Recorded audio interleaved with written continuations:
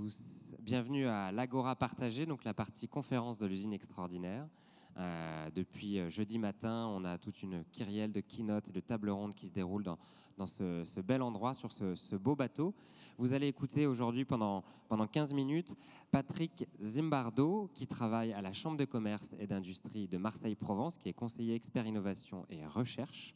Et il va vous parler de la notion d'employabilité, de la montée en compétences, des métiers en tension, etc. Je vais lui laisser la parole immédiatement et si on a un petit peu de temps à la fin, on pourra vous donner la parole si vous avez des questions à l'endroit de Patrick.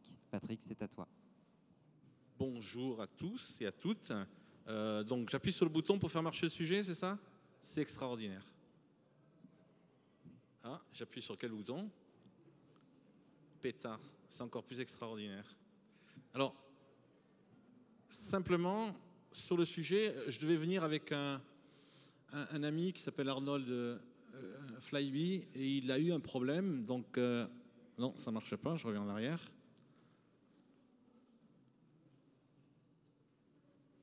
C'est bon, voilà. Donc, Arnold a eu un problème, il est resté bloqué, malheureusement, à l'aéroport de Francfort pour nous rejoindre. Et donc, c'est un peu dommage parce qu'il aurait pu effectivement venir parler un petit peu et accompagner ce qui pouvait effectivement être cette notion d'extraordinaire dans la dimension qui est la dimension de l'usine. Mais malheureusement, Arnold n'est pas avec nous cet après-midi. Donc on va lui laisser effectivement faire ce qu'il doit être amené à faire, comme tout un chacun, ce que je n'ai pas fait au début, donc je vais essayer moi aussi d'être tranquille. Merci Arnold. Sympa. Alors, extraordinaire, non. C'est un fake, oui. Et justement, l'idée derrière les 15 petites minutes qu'on va essayer de passer ensemble, c'est un petit peu de démystifier un certain nombre de petits sujets concernant cette approche et puis essayer de découvrir dans l'extraordinaire qui peut effectivement avoir le talent. Dans la vidéo que vous avez vue tout à l'heure, c'est un fait que le talent, c'est celui qui a fait le montage des effets spéciaux et qui a effectivement fait que Transformers, c'est pas aujourd'hui, mais ça sera peut-être d'ici, on va dire, une dizaine d'années ou un petit peu moins. Donc l'idée aujourd'hui, c'est de parler de technologie, de parler des métiers qui sont autour de la technologie, et puis surtout de revenir sur une notion qui est une notion de compétence, parce qu'on va voir effectivement sur ce cas de figure-là qu'à partir des métiers qui existent aujourd'hui, on dit qu'il y a des métiers qui n'existent pas encore, mais le plus petit dénominateur commun, c'est la manière dont on peut effectivement monter en compétence. Sur cette dimension, on va essayer de balayer 4 petites approches pour vous situer un petit peu un voyage dans ce qui est l'industrie effectivement de demain, mais cette industrie de demain, vous avez pu le voir aujourd'hui, elle se dessine aujourd'hui. Je fais un petit point, je suis arrivé ce matin à 11h, j'attendais à avoir beaucoup d'enfants et d'étudiants, puis j'ai vu beaucoup de parents et d'enfants et d'étudiants. Et ceux qui avaient le plus de casques de réalité virtuelle sur la tête, ce n'était pas les minots, hein. C'était bien les parents, quoi, hein. Donc les parents, ils sont aussi les enfants pour pouvoir effectivement rêver la manière dont on peut effectivement être amené à construire cet avenir qui se conjugue au présent. Donc simplement, alors c'est pareil, si je refais diminuer la vidéo, simplement pour resituer un petit peu le cadre de figure de ce qu'on est en train de voir. Vous voyez beaucoup de technologies dans le détail, mais ces technologies-là, elles sont issues quand même d'une notion d'innovation. Est-ce que vous savez quelle a été la plus grande innovation vu par Patrick Zimbardo, hein, je le partage avec moi-même, de quasiment ces 150 ou 200 dernières années. La plus grande innovation de ces 150 et 200 dernières années, ça a été le télégraphe. Pourquoi? Parce qu'avant, le temps s'écoulait suivant la notion du messager, c'était une journée à cheval. Il y avait un gars qui montait sur un cheval, on lui donnait un message, il faisait une journée, et au bout d'une journée, il devait apporter le message. C'est comme ça que nos préfectures se sont construites. Dès que le télégraphe est arrivé, cette notion de temps dont le métrique était un jour, il est arrivé à elle que moins d'une seconde. Et cette option d'accélération de temps, au travers justement aujourd'hui de la numérisation, fait que c'est en train de chambouler de façon non négligeable aujourd'hui l'ensemble de nos écosystèmes économiques et en particulier celui de l'industrie, pour la rendre beaucoup plus fluide, beaucoup plus facile, mais pas obligatoirement pour faire que des robots dans l'industrie viennent remplacer les individus. Vous allez effectivement regarder un petit peu sur les plateformes, vous allez avoir pas mal de robots. Demain, on ne va plus parler obligatoirement de robotique, mais on va parler de cobotique, c'est-à-dire effectivement des exosquelettes qui vont venir effectivement faire que demain, on parle d'hommes augmentés ou d'ouvriers augmentés pour faciliter la manière dont il est amené à travailler. Alors, cette industrie, effectivement, et cette approche-là, fait qu'à un moment donné, on va avoir besoin de nouveaux talents. Et qu'est-ce qu'on peut effectivement définir comme nouveaux talents par rapport à cette logique-là, qui est la logique, la petite vidéo, elle ne démarre pas? C'est moi? D'accord. Qui est effectivement cette logique dans l'industrie de demain. Les talents, il y en a partout. Et les talents, dans cette dimension-là, et la manière dont ils sont amenés à se dévoiler, il n'y a pas de limite entre le spectre de savoir est-ce que j'ai un diplôme de niveau CAP ou est-ce que j'ai un doctorat. Dans l'industrie qui est l'industrie du futur aujourd'hui, ces talents-là, ils peuvent effectivement contribuer à l'ensemble du spectre qui est le spectre d'acquisition effectivement des savoirs. Vis-à-vis des jeunes, il y a une appétence qui semble assez intéressante et importante sur cette dimension effectivement de l'industrie. Par contre, il y en a très peu, effectivement, qui viennent s'y engager. Vous avez vu tout à l'heure qu'il y a eu quelques discussions sur justement cette approche-là, entre d'ailleurs les garçons et puis effectivement les filles. L'industrie, c'est quelque chose qui a une capacité à venir faire rêver les gens pour pouvoir effectivement être amené à développer d'autres compétences que les compétences techniques. On va le voir. Alors là, on m'a dit, Patrick, si tu projettes ce type de slide, ça va être tellement incompréhensible que c'est une erreur de communication. Moi, je fais le pari que le truc, il n'est pas compliqué, il est complexe, et simplement, chacun va pouvoir effectivement comprendre ce que l'on va être amené à dire. C'est-à-dire qu'aujourd'hui, un talent, c'est quelqu'un qui a la capacité de capitaliser de façon professionnelle et d'augmenter ce capital. Pour ça, il va devoir effectivement être amené à se former. Mais il va être amené à se former non plus par rapport à des contenus qui sont les contenus traditionnels que l'on a voulu lui mettre en place sur ce qu'on va appeler les référentiels de connaissances. J'ai acquis des connaissances, mais aussi parce qu'il va être amené à développer un certain nombre de comportements. Et donc, dans ce cas de figure-là, il va être amené à développer des compétences.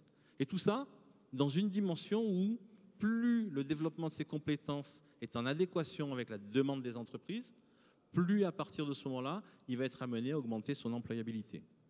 C'est beaucoup plus évident et facile de le faire dans le secteur industriel que dans d'autres types effectivement de secteurs. Pour ça, tout simplement parce que c'est basé sur des métiers, que les métiers sont basés sur des missions et que les missions sont basées sur des comportements et des connaissances que vous devez effectivement mettre en œuvre.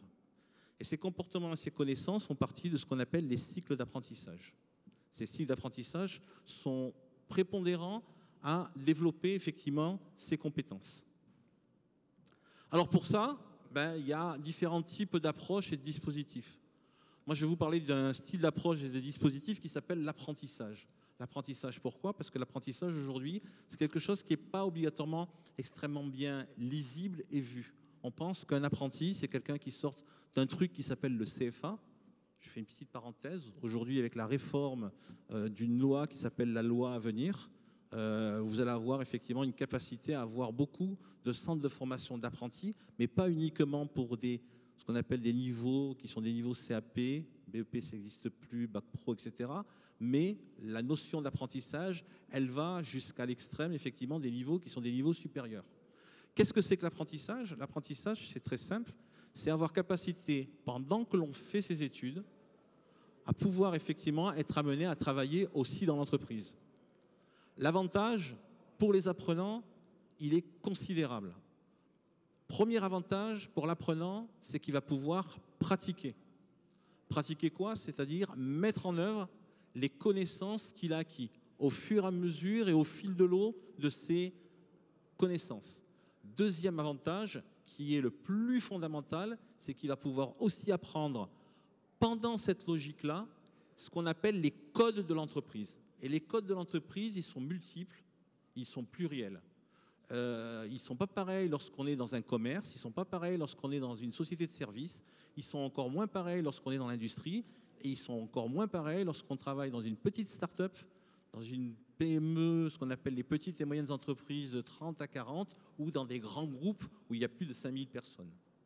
Et ça, c'est effectivement quelque chose d'assez fondamental. Pourquoi ? Parce qu'une fois que l'ensemble des apprenants auront eu, on va dire, le Graal qu'on appelle le diplôme ou le certificat de qualification, qui ne lui délivre simplement que la capacité à avoir acquis une connaissance et à avoir développé des compétences, il pourra effectivement être directement employable dans le monde de l'entreprise, qui est le monde de l'économie. Et ça, c'est effectivement basé sur des logiques où les compétences d'aujourd'hui sont celles de demain. Alors, parmi toutes ces compétences, il y a un certain nombre d'approches qui sont différentes. Il y a les compétences techniques, c'est celles que vous allez effectivement apprendre sur une dimension du métier. C'est chaudronnier, c'est informaticien spécialisé dans les algorithmes pour pouvoir programmer des machines qui ne sont simplement que des calculettes dopées au Red Bull et qui vont pouvoir effectivement sortir des calculs beaucoup plus rapides et plus amples que ce que le cerveau humain peut effectivement faire. Ça pourra effectivement aussi être la capacité de travailler sur des métiers beaucoup plus manuels, du bâtiment, des travaux publics, mais qui pourra amener peut-être pour certains à modéliser ce qu'on appelle des bâtiments en 3D.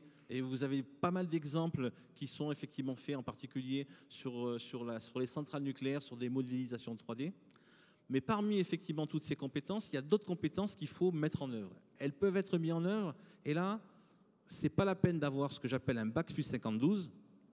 Alors, je sais, 52, c'est un chiffre qui n'existe pas. Mais c'est un chiffre extraordinaire, parce que c'est pas la peine d'avoir un bac plus 52 pour développer des compétences qui sont des compétences annexes. Ça va être des compétences qui vont être des compétences comportementales, et ces compétences comportementales-là, on les développe au fur et à mesure, effectivement, de l'ensemble de votre parcours, qui est votre parcours de formation.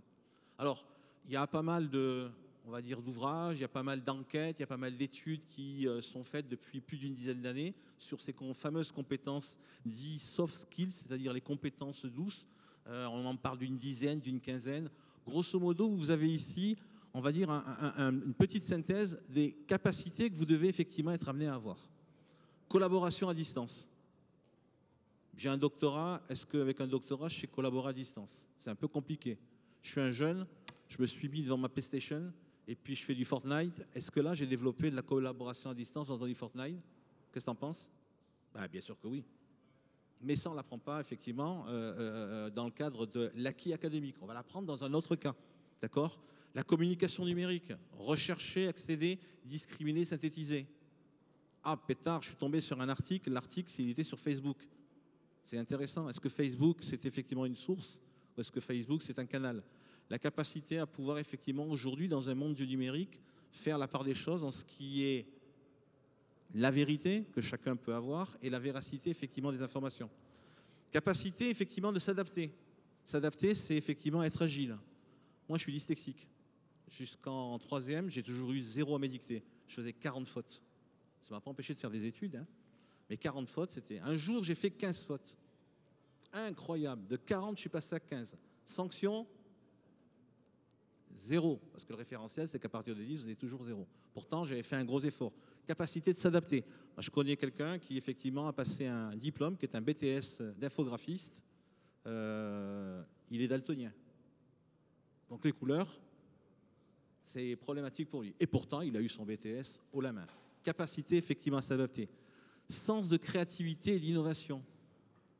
Nous sommes tous, effectivement, pluriels. Ce qui n'est pas interdit est autorisé.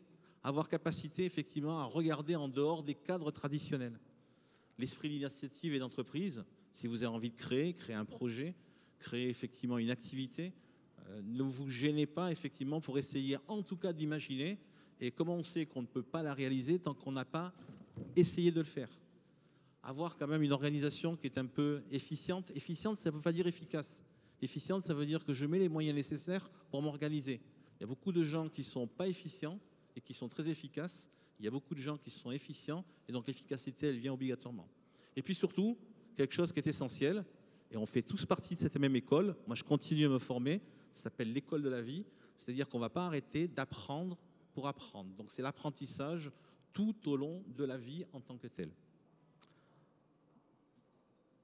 Ça, c'est un peu compliqué lorsqu'on est un gamin, c'est un peu compliqué lorsqu'on est un adolescent, c'est un peu compliqué lorsqu'on est un peu plus grand. Puis même moi, hein, je suis passé en version 6.0. Mes enfants m'ont fait cadeau d'une montre connectée. Ils m'ont dit, pas, tiens, c'est swag. J'ai dit, quoi, swag? J'ai dit, oui, ça se fait style. Bon, donc j'ai une montre connectée. La première fois qu'on m'a téléphoné, j'ai répondu, c'est vachement, techno est intéressante. J'ai répondu, puis au bout de 5 minutes, à la fin de la conversation, j'ai dit, j'arrête. Là, je suis en train de parler à ma main. Ça veut dire que la technologie, on me l'a offerte, mais que c'est à moi, effectivement, de considérer comment j'ai en charge de l'utiliser. Donc j'étais super enthousiaste. Après, je me suis dit que c'était un peu plus compliqué. Puis après, je me suis dit tout ça, c'est vraiment...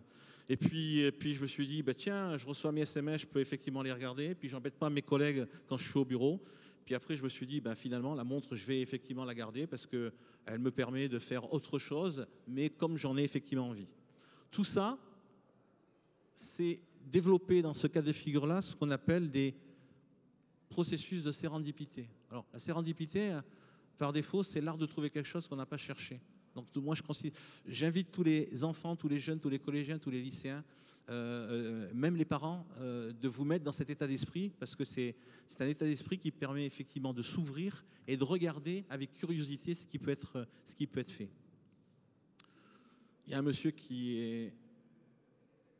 Enfin, c'est les temps modernes, hein. Tout à l'heure on en a parlé, c'est Charlie Chaplin. Même si les enfants ne le connaissent pas, c'est quelque chose qu'il faut redécouvrir. Il a dit tous les enfants ont du génie, le tout est de le faire apparaître.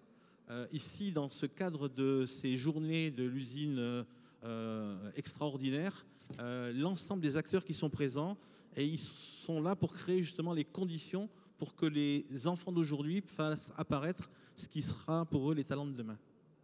Voilà, je vous remercie de m'avoir écouté, c'est gentil de votre part. J'espère que je ne vous ai pas ennuyé et que pour certains, j'ai fait briller les yeux.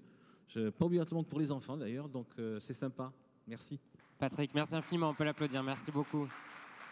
On n'a malheureusement pas le temps pour les questions, je suis sincèrement navré. Et nous avons dans 5 minutes une conférence qui est donnée par le groupe Total sur la formation dans 4-5 minutes. Merci beaucoup. Donc je vous laisse avec Total. Au revoir.